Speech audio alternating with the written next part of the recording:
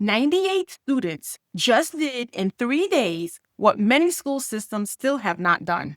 They built an AI policy around protecting learning instead of controlling technology.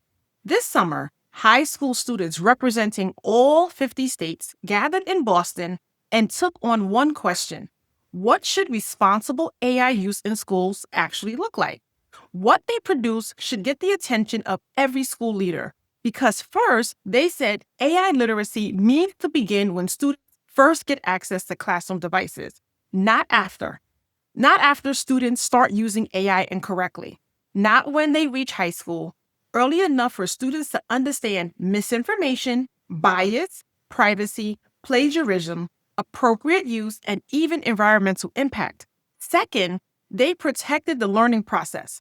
Students should not be able to hand their thinking over to AI and call the finished product evidence of learning. Their framework allows certain uses, including brainstorming, editing, and studying after 8th grade, while restricting AI from doing the writing itself. Third, they address something schools are struggling with right now. How do you know whether the student actually understands the work? Their answer was not more detection software.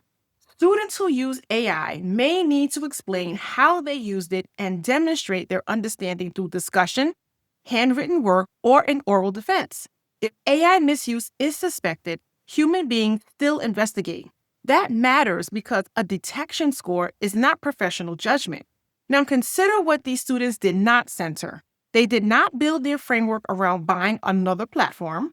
They did not make AI detection the solution. They focused on literacy, boundaries, evidence of understanding, and human responsibility. That is what makes this more than a student exercise. It is a leadership test. There is a real possibility that leaders will encounter a student-centered AI framework while their own schools are still deciding what responsible use means. I would take 3 questions from these students directly into your next leadership meeting. Are we teaching students how AI works before we regulate it?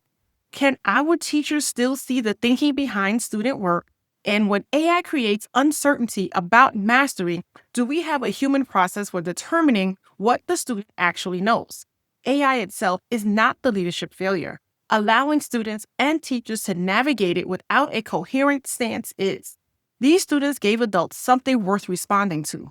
They brought the vision. Now school leaders have to build the conditions around it. Which of those 3 questions can your school answer clearly?